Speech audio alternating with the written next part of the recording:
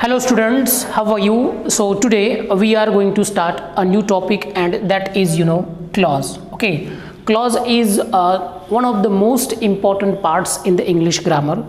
तर मित्रांनो, clause जो आहे इंग्लिश ग्रामरमध्ये सगळ्यात अवघड वाटणारा आणि सगळ्यात महत्त्वाचा असा टॉपिक आहे जो बऱ्याचशा विद्यार्थ्यांना खूप अवघड जातो. आलं लक्षात? पण मित्रांनो, जर आपण ह्याच्या काही ट्रिक्स लक्षात ठेवल्या, ह्याच्या काही बेसिक गोष्टी जर पाहिल्या, तर क्लॉज हे जे काही चॅप्टर आहे ते वाटते तेवढं बिलकुलही कठीण नाही आहे. आलं लक्षात?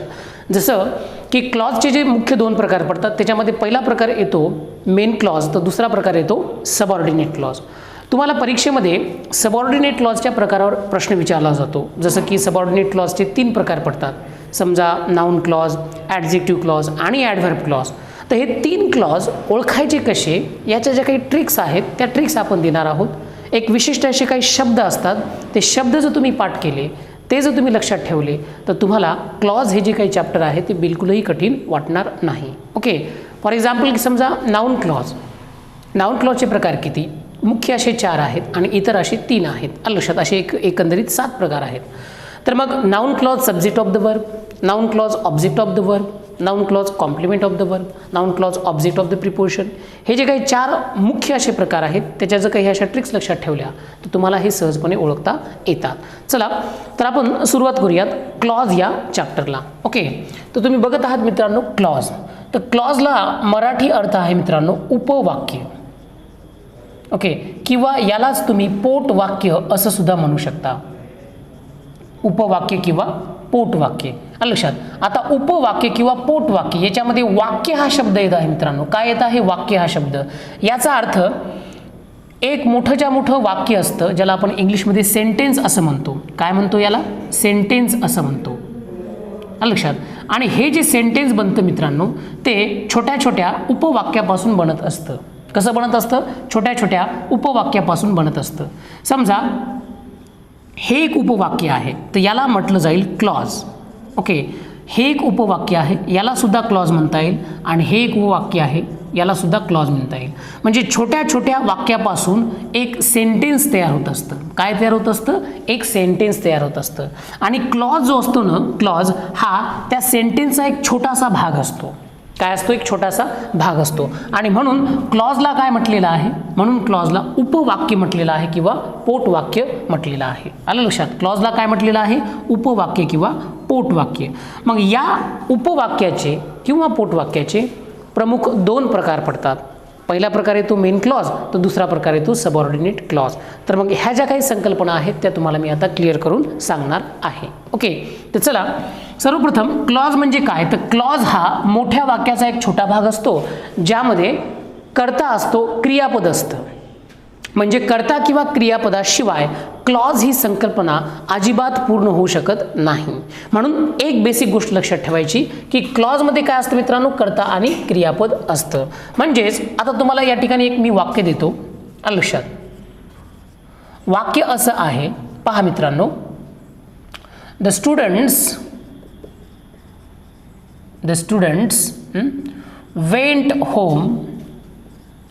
went home, comma, when the school किंवा फक्त school was over. Okay, over, full stop. आता याच्याकडे पहा मित्रांनो जरा, की the students went home Wien school was over. आता हे पूर्ण एक सेंटेन्स आहे मित्रांनो. काय आहे? पूर्ण एक सेंटेन्स आहे. याला तुम्हाला म्हणायचं आहे पूर्ण एक सेंटेन्स. लक्षात? मग हे जे सेंटेन्स बनलेलं आहे, हे सेंटेन्स या 2 छोट्या छोट्या उपवाक्यापासून बनलेलं आहे. उपवाक्याचे 2 प्रकार, main clause, subordinate clause. Subordinate हा शब्द तुम्हाला लक्षात ठेवायचा आहे मित्रांनो. तुम्ही जर कंजंक्शन हे टॉपिक जर पाहिलं असेल, तर त्या कंजंक्शनमध्ये कोऑर्डिनेटिंग कंजंक्शन आणि सबऑर्डिनेटिंग कंजंक्शन असे 2 प्रकारचे कंजंक्शन्स असतात. यापैकी जे सबऑर्डिनेटिंग कंजंक्शन असतं ना, सबऑर्डिनेटिंग, ते सबऑर्डिनेटिंग कंजंक्शन जर समजा तुम्हाला दिसलं, उदाहरणार्थ इथं व्हेन जे आहे मित्रांनो, व्हेन हे आहे सबऑर्डिनेटिंग कंजंक्शन. सबऑर्डिनेटिंग कंजंक्शन जर दिसलं, तर त्याच्यापासून सुरू होणारं जे वाक्य असतं ते सबऑर्डिनेट क्लॉज असतं मित्रांनो. कोणतं असतं? Subordinate clause. आता व्हेन जे आहे सबऑर्डिनेटिंग कंजंक्शन आहे आणि व्हेन पासून सुरू होणारा हा जो क्लॉज आहे मित्रांनो, हा आहे सब ऑर्डिनेट क्लॉज. कोणता आहे? सब ऑर्डिनेट क्लॉज. लक्षात. आणि या सबऑर्डिनेटिंग कंजंक्शनच्या अलीकडचा जो भाग आहे, हा भाग जो आहे मित्रांनो, मग तो काय होईल? हा होईल मेन क्लॉज. काय होईल? Main clause. म्हणजे हा आहे सब मेन क्लॉज, तर हा आहे सबऑर्डिनेट क्लॉज. दोघांमध्ये फरक काय आहे की सबऑर्डिनेट क्लॉज जो आहे तो सबऑर्डिनेटिंग कंजंक्शन पासून सुरू होतो, तर मेन क्लॉज जो आहे तो कुठल्याच सबऑर्डिनेटिंग कंजंक्शन पासून सुरू होत नसतो, तो स्वतंत्र असतो. आता याचे आपण समजा मराठी अर्थ जर पाहिले, काही जणांना मराठीवरून लक्षात येतं, तर याला म्हणतात मित्रांनो मुख्य वाक्य. काय म्हणतात? मुख्य वाक्य. तर ह्याला म्हणतात मित्रांनो गौण वाक्य. काय म्हणतात? गौण वाक्य. आता मुख्य आणि गौण हे दोन शब्द जर समजा तुम्हाला या दोन शब्दाचे अर्थ जर तुम्हाला माहित असतील तर तुम्हाला ही पूर्ण संकल्पना क्लिअर होऊन जाते. मुख्य वाक्य म्हणजे काय मित्रांनो? असं वाक्य जे मेन आहे. लक्षात. आणि गौण वाक्य म्हणजे काय मित्रांनो? असं वाक्य जे गौण आहे, परावलंबी आहे, दुसऱ्यावर अवलंबून आहे, डिपेंडंट आहे. लक्षात. त्याला म्हटलं जातं गौण वाक्य. लक्षात. तुम्हाला प्रयोग जर करून पाहायचा असेल तर आपण एक काम करूयात, जे मुख्य वाक्य तुम्हाला दिसत आहे ते मुख्य वाक्य ठेवूयात आणि जे गौण वाक्य आहे ते काढून टाकूयात आणि बघूयात त्या वाक्याचा अर्थ पूर्ण होतो अथवा नाही. द स्टुडंट्स वेंट होम, इथे दिला आपण पूर्णविराम. वाक्य पूर्ण वाचा. द स्टुडंट्स वेंट होम आणि याचा मराठी अर्थ काढा. याचा अर्थ असा होतो मित्रांनो, विद्यार्थी घरी गेले. विद्यार्थी घरी गेले पूर्णविराम. हे वाक्य वाचल्यानंतर तुम्हाला या वाक्याचा पूर्णपणे अर्थ लागतो. असा काहीही डाऊट निर्माण होत नाही की ज्याच्यामुळे या वाक्याच्या अर्थामध्ये गडबड आपल्याला दिसून येईल. मग मित्रांनो, असं वाक्य जे वाचल्यानंतर त्याचा कंप्लीट मीनिंग आपल्याला लागतो, त्याचा पूर्ण अर्थबोध होतो, त्या वाक्याला म्हणतात मित्रांनो मेन क्लॉज, अर्थात मुख्य वाक्य. मेन क्लॉजलाच दुसरा अर्थ आहे मित्रांनो इंडिपेंडंट क्लॉज, म्हणजे त्याचं दुसरं नाव आहे इंडिपेंडंट क्लॉज किंवा प्रिन्सिपल क्लॉज. आलं लक्षात. दुसरा अर्थ काय होतो त्याचा, म्हणजे दुसरं नाव काय आहे त्याचं, की मेन क्लॉज, इंडिपेंडंट क्लॉज आणि प्रिन्सिपल क्लॉज असे तीन प्रकार पडतात किंवा तीन नावं आहेत मित्रांनो कशाचे, मेन क्लॉजचे. तर हा भाग तुम्हाला या ठिकाणी लक्षात ठेवायचा आहे. ओके, की एकच नाव जे आहे ते लक्षात ठेवून चालणार नाही, तर तुम्हाला त्याचे दोन दोन तीन तीन नावं जे आहे ते लक्षात ठेवावे लागतील. कारण एक्झाममध्ये कधी कधी तसं सुद्धा विचारलं जाऊ शकतं की इंडिपेंडंट क्लॉज, प्रिन्सिपल क्लॉज आणि मेन क्लॉज. ओके, तर मग हा आहे मेन क्लॉज. कशावरून ओळखलं? कारण तो त्याचा अर्थ पूर्ण करत आहे. मग या ठिकाणी लिहिलेला जो क्लॉज होता मित्रांनो, व्हेन स्कूल वॉज ओव्हर, आलं लक्षात, तो सबऑर्डिनेट क्लॉज कसा आहे हे जर आपल्याला टेस्ट करायचं असेल तर आपल्याला आता मेन क्लॉज जो आहे तो इथून काढून टाकावा लागेल. मग आपण काय एक काम करूयात, या ठिकाणी वाक्य लिहूयात की समजा when school was over, full stop. आणि आता मी तुम्हाला हे वाक्य वाचायला लावत आहे की व्हेन स्कूल वॉज ओव्हर. आता तुम्ही मला सांगा की या वाक्याचा अर्थ कसा निघत आहे आणि वाक्य वाचता क्षणी तुम्हाला याचा अर्थबोध होतो आहे का? व्हेन स्कूल वॉज ओव्हर, जेव्हा शाळा संपली होती. जेव्हा शाळा संपली होती म्हणजे नेमकं काय झालं याचा अर्थबोध इथं होत नाहीये. म्हणजे हे जे वाक्य ना मित्रांनो, हे स्वतंत्रपणे आपला अर्थ पूर्ण करू शकत नाही. म्हणजेच याला स्वतःचा अर्थ पूर्ण करण्यासाठी दुसऱ्या कोणत्यातरी क्लॉजवर अवलंबून राहावं लागतं. म्हणजे याचा अर्थ हे सबऑर्डिनेट क्लॉज आहे, याचा अर्थ हे गौण वाक्य आहे. मग ही ओळख आहे मित्रांनो गौण वाक्याची. गौण वाक्य म्हणजे असं वाक्य, गौण वाक्य म्हणजे असं वाक्य ज्याचा अर्थ स्वतः त्याला पूर्ण करता येत नाही, त्याचा अर्थ स्वतः पूर्ण करण्यासाठी त्याला मुख्य वाक्यावर अवलंबून राहावं लागतं. तर ह्या दोन संकल्पना अत्यंत महत्त्वाच्या आहेत मित्रांनो, मेन क्लॉज आणि सबऑर्डिनेट क्लॉज. तर परीक्षेमध्ये तुम्हाला सबऑर्डिनेट क्लॉजचे प्रकार विचारले जातात. काय विचारलं जातं? सबऑर्डिनेट क्लॉजचे प्रकार विचारले जातात. मग हे प्रकार किती आहेत, काय आहेत, तो भाग आपल्याला या ठिकाणी पाहायचा आहे. तर बघा मित्रांनो, पुढची आपली हेडिंग असेल kinds of subordinate clause. Kinds of subordinate clause याचा अर्थ होतो मित्रांनो की गौण वाक्याचे उपप्रकार. गौण वाक्याचे उपप्रकार आलं लक्षात. म्हणजे जे काही गौण वाक्य आहे मित्रांनो, गौण वाक्याचे उपप्रकार आलं लक्षात. मग किती आहेत बरं हे? पहा मित्रांनो, जसं मी तुम्हाला मेन क्लॉजचे दुसरे 2 नावं सांगितले, तसेच सबऑर्डिनेट क्लॉजचा सुद्धा आणखीन एक नाव आहे. म्हणजे सबऑर्डिनेट क्लॉजलाच तुम्ही डिपेंडंट क्लॉज असं म्हणू शकता. काय म्हणू शकता? Dependent clause. डिपेंडंट क्लॉज किंवा सबऑर्डिनेट क्लॉज याचं वैशिष्ट्य सांगितलं तुम्हाला. आता गौण वाक्याचे उपप्रकार किती पडतात? तर ते पडतात मित्रांनो एकंदरीत 3. पहिला आहे नाउन क्लॉज, दुसरा आहे ॲडजेक्टिव्ह क्लॉज, तर तिसरा आहे मित्रांनो ॲडव्हर्ब क्लॉज. कोणता? Adverb clause. आलं लक्षात? म्हणजे noun clause, adjective clause, adverb clause असे सबऑर्डिनेट क्लॉजचे 3 प्रकार पडतात. किती प्रकार पडतात? 3 प्रकार पडतात. मग यांना ही नावं का देण्यात आलेली असावीत? एक प्रश्न निर्माण होतो डोक्यामध्ये की इथं क्लॉज आहे, इथं क्लॉज आहे, इथं क्लॉज आहे, पण या तिन्ही क्लॉजच्या अगोदरचे जे शब्द आहेत ते डिफरंट आहे. Noun, adjective, adverb. मग याला नाउन क्लॉज का बरं म्हटलेलं असावं? म्हणजे हा क्लॉज नाउन सारखं कार्य करत असावा, हा क्लॉज नाउन सारखं कार्य करत असावा, म्हणून याला नाउन क्लॉज म्हटलेलं आहे. म्हणजेच याला मराठीमध्ये जर म्हणायचं झालं तर तुम्ही म्हणू शकता नामबोधक, नामबोधक उपवाक्य. नामबोधक उपवाक्य. आलं लक्षात? दुसरा जो प्रकार आहे ॲडजेक्टिव्ह क्लॉज, याला तुम्ही म्हणू शकता मित्रांनो विशेषणबोधक, विशेषणबोधक उपवाक्य. विशेषणबोधक उपवाक्य. म्हणजे हा जो क्लॉज आहे, हा क्लॉज बहुतेक मग तुम्ही गेस करू शकता की बाबा ॲडजेक्टिव्ह सारखा तर काम करत नसेल, हा क्लॉज ॲडजेक्टिव्ह सारखा काम करायला आहे का? मग याला म्हटलं जाईल विशेषणबोधक उपवाक्य. तिसरा जो आहे ॲडव्हर्ब क्लॉज, म्हणजे हा क्लॉज जो आहे मित्रांनो ॲडव्हर्ब प्रमाणे कार्य करत असेल, म्हणून याला म्हटलं जाईल क्रिया विशेषण, क्रिया विशेषण बोधक उपवाक्य. क्रिया विशेषण बोधक उपवाक्य. कारण हा क्लॉज जो आहे मित्रांनो ॲडव्हर्ब प्रमाणे काम करत असेल आणि म्हणून याला म्हटलं जाईल क्रिया विशेषण बोधक उपवाक्य. तर अशा पद्धतीने मित्रांनो सबऑर्डिनेट क्लॉजचे 3 प्रकार पडतात. नाउन क्लॉज, ॲडजेक्टिव्ह क्लॉज आणि ॲडव्हर्ब क्लॉज. यापैकी जो पहिला प्रकार आहे, अर्थात पहिला प्रकार कोणता? Noun clause. तर तो नाउन क्लॉज आणि त्याचे मुख्य 4 प्रकार तसेच इतर आपण 3 प्रकार पाहणार आहोत. पण सर्वप्रथम सुरुवात करूयात नाउन क्लॉज पासून. पहा, नाउन क्लॉज पासून. ओके, याला मराठीमध्ये म्हणायचं आहे मित्रांनो अगोदरच सांगितल्याप्रमाणे नामबोधक, नामबोधक उपवाक्य. उपवाक्य. आता नाउन क्लॉज समजण्यापूर्वी मित्रांनो तुम्हाला नाउन म्हणजे काय ते माहीत असणं गरजेचं आहे. नाउन म्हणजे काय ते माहीत असणं गरजेचं आहे. तर नाउनला आपण नाम म्हणतो. लक्षात? नामाची व्याख्या, नामाचे प्रकार पाहिल्यानंतर नामाचे जे फंक्शन्स असतात मित्रांनो, काय फंक्शन्स ऑफ नाउन, हे माहीत असणं तुम्हाला गरजेचं आहे. What are the functions of noun? There are 4 functions of noun. नामाची जी 4 कार्य आहेत मित्रांनो, ती 4 कार्य तुम्हाला माहीत आहेत का?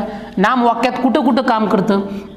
तर बघा मित्रांनो, नाम वाक्यामध्ये सब्जेक्टचं कार्य करतं, नाम वाक्यामध्ये ऑब्जेक्टचं कार्य करतं, नाम वाक्यामध्ये कॉम्प्लिमेंटचं काम करतं, कॉम्प्लिमेंटचं काम करतं आणि नाम वाक्यामध्ये ऑब्जेक्ट ऑफ द प्रिपोजिशनचं सुद्धा काम करतं. म्हणजे नामाची 4 कार्य माहीत पाहिजे. पहिला आहे सब्जेक्ट ऑफ द वर्ब, दुसरा आहे ऑब्जेक्ट ऑफ द वर्ब, तिसरा आहे कॉम्प्लिमेंट ऑफ द वर्ब आणि चौथा आहे ऑब्जेक्ट ऑफ द प्रिपोजिशन. याचा अर्थ काय होतो? याचा अर्थ होतो मित्रांनो, नाम वाक्याच्या सुरुवातीला कर्त्याच्या ठिकाणी येतं, नाम क्रियापदाच्या नंतर कर्माच्या ठिकाणी येतं, नाम टू बीच्या सहाय्यकारी क्रियापदानंतर म्हणजे कॉम्प्लिमेंटचं काम करण्यासाठी येतं, तसेच नाम जे आहे प्रिपोजिशनच्या कर्माचं काम करतं. प्रिपोजिशन नंतर याचा उपयोग केला जातो. मग सोपी ट्रिक आहे मित्रांनो, ज्या ज्या ठिकाणी नामाचा उपयोग केला जातो, ज्या ज्या ठिकाणी नामाचा उपयोग केला जातो त्या त्या ठिकाणी कोणता क्लॉज येतो? नाउन क्लॉज येतो. एखादा सबऑर्डिनेट क्लॉज जर नामाप्रमाणे फंक्शन करत असेल, नामाप्रमाणे कार्य करत असेल, तर त्या सबऑर्डिनेट क्लॉजला म्हटलं जातं नाउन क्लॉज. काय म्हटलं जातं? Noun clause. तर ही संकल्पना तुमची क्लिअर असणं पहिले गरजेचं आहे. तर मग आता नामाच्या 4 कार्यावरून, नामाच्या 4 फंक्शनवरून नामाचे म्हणजे नाउन क्लॉजचे 4 मुख्य असे उपप्रकार पडतात. ते मुख्य उपप्रकार आपण या ठिकाणी आता पाहणार आहोत. चला तर बघूयात. पहा मित्रांनो, kinds of noun clause, kinds of noun clause. लक्षात. तर तुम्हाला की आपण सांगितलेलं आहे मित्रांनो की नाम आणि नामाचे जे फंक्शन्स आहेत तर त्याच्यामध्ये पहिली गोष्ट एक माहीत पाहिजे तुम्हाला की kinds of noun clause, kinds of noun clause म्हणजेच नाउन क्लॉजचे प्रकार, अर्थात नामबोधक उपवाक्याचे प्रकार. किती? मुख्य 4. पहिलं सब्जेक्ट ऑफ द वर्ब, दुसरं ऑब्जेक्ट ऑफ द वर्ब, तिसरं कॉम्प्लिमेंट ऑफ द वर्ब, चौथं ऑब्जेक्ट ऑफ द प्रिपोजिशन. तर यातला जो पहिला प्रकार आहे मित्रांनो तो आपण या ठिकाणी सुरू करूयात आणि तो म्हणजे मित्रांनो noun clause. Noun clause subject of the verb, subject of the verb. लक्षात.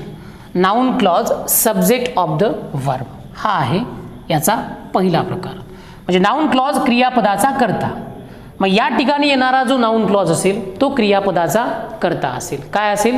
क्रियापदाचा कर्ता असेल. मग हे तुम्हाला इथं पाहणं गरजेचं आहे. आलं लक्षात.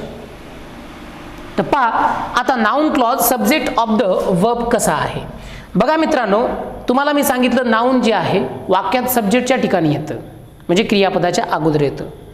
मग क्रियापदाच्या अगोदर एखादा सबऑर्डिनेट क्लॉज येत असेल तर त्याला सुद्धा काय म्हणायचं? Noun clause subject of the verb म्हणायचं. आणि खास करून मित्रांनो जेवढे काही नाउन क्लॉजेस आहेत ते विशिष्ट अशा शब्दापासून सुरू होतात. त्याच्यामध्ये खास करून येतो मित्रांनो दॅट हा शब्द, त्याच्यानंतर वाय हा शब्द, त्याच्यानंतर व्हेअर हा शब्द, त्याच्यानंतर हाऊ हा शब्द, त्याच्यानंतर व्हॉट हा शब्द. हां, खास करून नाउन क्लॉज जो सुरू होतो ना तो दॅट पासून सुरू होतो, वाय पासून सुरू होतो, वेअर पासून सुरू होतो, हाऊ पासून सुरू होतो किंवा व्हॉट पासून सुरू होतो. ह्या काही अशा ट्रिक्स आहेत ज्या तुम्हाला लक्षात ठेवायच्या आहेत. आलं लक्षात. मग 1, 2, 3, 4 आणि 5 आणि काही प्रसंगी व्हेन सुद्धा. तर हे शब्द नाउन क्लॉजच्या आरंभी वापरले जातात. या व्यतिरिक्त दुसऱ्यापासून नाउन क्लॉजची सुरुवात होत नाही. तर जे हेडिंग आहे noun clause subject of the verb. आलं लक्षात. जो क्लॉज किंवा जो नाउन क्लॉज वाक्याच्या सुरुवातीला येतो अर्थात त्या क्रियापदाच्या कर्माचं सब्जेक्टचं काम करतो त्याला म्हटलं जातं मित्रांनो noun clause subject of the verb. बघा उदाहरण देतो. एकदा एक्झाममध्ये प्रश्न आला होता की that God is everywhere, everywhere is true, is true. आता तुम्हाला याच्या खाली अंडरलाईन नाही करायची आहे. परीक्षावाले म्हणजे परीक्षेमध्ये काय केलेलं असेल अंडरलाईन करून ठेवलेली असेल that God is everywhere, that God is everywhere. तुम्हाला ते विचारतील की बाबा हा जो सबऑर्डिनेट क्लॉज तुम्हाला दिसत आहे, सबऑर्डिनेट क्लॉज दिसत आहे याचा प्रकार कोणता? हा जो सबऑर्डिनेट क्लॉज दिसत आहे याचा प्रकार कोणता? मग तुम्हाला पहिल्यांदा सांगावं लागेल की तो नाउन क्लॉज आहे, ॲडजेक्टिव्ह क्लॉज आहे का ॲडव्हर्ब क्लॉज आहे. मग तुम्हाला काय सांगितलं आहे हो इथे की दॅट पासून ज्या सबऑर्डिनेट क्लॉजची सुरुवात होते तो नाउन क्लॉज असतो. आणि खास करून नाउन क्लॉजच का ते बी माहीत असलं पाहिजे. कारण दॅट पासून ॲडजेक्टिव्ह क्लॉज बी सुरू होतो, दॅट पासून ॲडव्हर्ब क्लॉज बी सुरू होतो. एक ट्रिक सांगतो मी तुम्हाला मित्रांनो. हा जो प्रकार आहे ना कुठं आलेला आहे तो पाहायचा वाक्याच्या सुरुवातीला. आणि वाक्याच्या सुरुवातीला आलेलं दॅट पाहायचं. दॅट जर वाक्याच्या सुरुवातीला येत असेल, दॅट जर वाक्याच्या सुरुवातीला येत असेल त्याच्यापासून एखादा सबऑर्डिनेट क्लॉज सुरू होत असेल तर तो फक्त आणि फक्त नाउन क्लॉज असतो. काय असतो? फक्त आणि फक्त नाउन क्लॉजच असतो. लक्षात. हा ॲडजेक्टिव्ह क्लॉज कधीच होऊ शकत नाही. कारण नामाच्या नंतर दॅट आला असतं तर ॲडजेक्टिव्ह क्लॉज झाला असता. लक्षात. किंवा एखाद्या मेन क्लॉजच्या नंतर दॅट आलं असतं सो दॅट या अर्थाने तर मग तो ॲडव्हर्ब क्लॉज झाला असता. पण तसं इथं काहीही झालेलं नाही. म्हणजे हा 100% आहे नाउन क्लॉज. कोणता आहे? Noun clause. मग आता तुम्ही तर म्हणालात की सर नाउन क्लॉजचे मुख्य असे 4 प्रकार पडतात. मग या मुख्य 4 प्रकारापैकी कोणता? लक्षात. तो सब्जेक्ट ऑफ द वर्ब आहे, ऑब्जेक्ट ऑफ द वर्ब आहे का कॉम्प्लिमेंट ऑफ द वर्ब आहे हे तर कळायला पाहिजे. मग पाहायचं मित्रांनो की तो कुठं आलेला आहे. पहा मित्रांनो दॅट पासून क्लॉज सुरू झालेला असेल आणि त्याची एंडिंग टू बीच्या क्रियापदाच्या अगोदर होत असेल. कशाच्या अगोदर?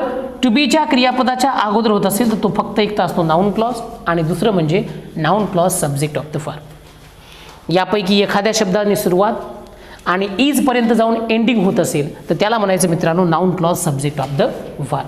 काय म्हणायचं? Noun clause subject of the verb. आलं लक्षात? तर याचं दुसरं एक्झाम्पल घेऊया.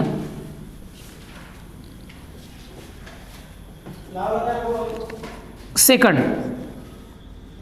How he got the job, comma, was a mystery.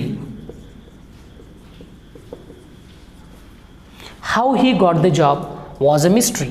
आता पहा मित्रांनो, हाऊ पासून सुरू झालेला आहे, परीक्षेत अंडरलाईन केलेली असेल. Okay, how he got the job. आता सुरुवात कशापासून झालेली आहे? HOW हाऊ पासून झालेली आहे. सुरुवात हाऊ पासून झालेली असेल आणि त्याची एंडिंग टू बीच्या सहाय्यकारी क्रियापदापर्यंत होत असेल, म्हणजे वॉज पर्यंत याची एंडिंग झाली. वॉज आहे ना, याच्या आधी हा संपला, म्हणजे हा झाला मित्रांनो. एक तर पहिल्यांदा याला म्हणायचं की सबऑर्डिनेट क्लॉज आहे. सबऑर्डिनेट क्लॉजचे 3 प्रकार, नाउन क्लॉज, ॲडजेक्टिव्ह क्लॉज का ॲडव्हर्ब क्लॉज. तर बघायचं की मग त्याच्यात कोणता बसतो. हा आला वाक्याच्या सुरुवातीला आणि वाक्याच्या सुरुवातीला येऊन याने वॉज या क्रियापदाच्या सब्जेक्टचं काम केलेलं आहे. कशाचं काम केलेलं आहे? सब्जेक्टचं काम केलेलं आहे आणि म्हणून याला म्हणायचं मित्रांनो noun clause subject of the verb. काय म्हणायचं? Noun clause subject of the verb. तर असा हा प्रकार तुम्ही लक्षात ठेवू शकता. लक्षात ठेवण्याच्या ज्या काही ट्रिक्स आहेत त्या ट्रिक्स मी तुम्हाला सांगितल्यात. That, Y, where, how, what पासून तो सुरू झालेला असावा, टू बीच्या क्रियापदापर्यंत त्याची एंडिंग झालेली असावी, तो असेल मग noun clause subject of the verb. Okay, तर हा प्रकार जो आहे तो तुम्हाला लक्षात ठेवायचा आहे. परीक्षेच्या दृष्टिकोनातून अत्यंत महत्त्वपूर्ण असा टॉपिक आहे. बघूयात मित्रांनो आता नाउन क्लॉजचा दुसरा प्रकार. Okay, number 2.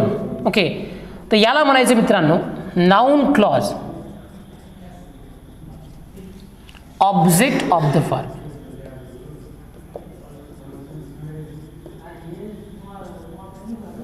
आता हा कुठे येतो बरं? क्रियापदाच्या नंतर येतो. क्रियापदाच्या नंतर येतो. कोणत्या क्रियापदाच्या? ती क्रियापदे बी लक्षात ठेवा. Sed, hope, believe.